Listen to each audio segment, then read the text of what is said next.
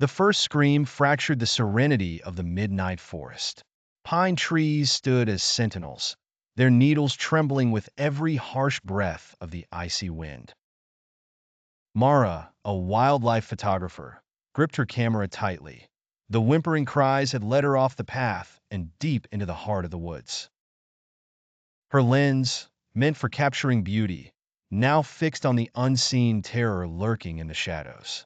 With each step, fallen leaves crunched underfoot like brittle bones. She felt eyes on her, sharp, calculating eyes, like those of a predator deciding when to pounce. The shrieks grew louder, closer, filled with an agony that burrowed into her mind. Then silence, cold and complete. Her flashlight flickered, casting long, claw-like fingers of light across the path. A figure appeared, hunched and unnatural, half hidden behind a tree. "Who's there?" Mara's voice wavered. The figure turned slowly, revealing a face that was almost human, but not quite right. Too smooth, eyes too large and dark, filled with an unnatural hunger. She almost laughed, thinking it was a prank. Almost. The creature's skin seemed to ripple, shuddering as if it were a thing alive, independent of the bones beneath. Mara moved backward, feeling for the path. But as she did, the creature mirrored her movement, its form shifting unsettlingly. Just as she turned to flee, the creature spoke in a voice that was her own. "Don't leave." Mara's skin prickled with a dread she had never known. She bolted, branches whipping at her face, her breath ragged. She didn't hear the creature following. It was as if the forest itself swallowed all sounds except her own frantic heartbeat.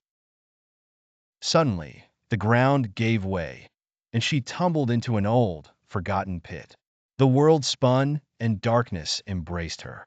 She woke to the sound of rustling above.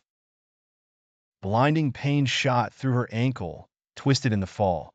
She looked up, her vision blurred, struggling to focus. The creature peered down, its eyes now glowing with predatory intent. Its body began to contort and stretch, limbs elongating and cracking. It grinned, revealing rows of needle-like teeth.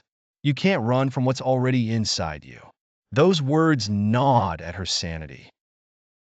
Panic surged. She clawed at the earthen walls, her nails breaking, but the soil crumbled away. It mimicked her cries for help, and she watched in horror as the Skinwalker took on her very form, her voice now echoing through the forest. Exhausted and desperate, Mara fumbled in her bag, her fingers curling around the cold handle of a knife. She had read the old tales, heard the warnings, something about steel and the spirit world. With a final, desperate scream, she threw the knife with all her might. A sickening squelch followed by a guttural howl.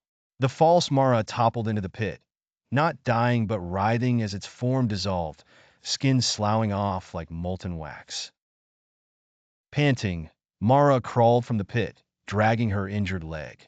The forest was silent once more, the air heavy with the scent of damp earth and blood. She stumbled onto the path, back to the realm of the living, knowing the shadows of the forest held memories that would haunt her forever.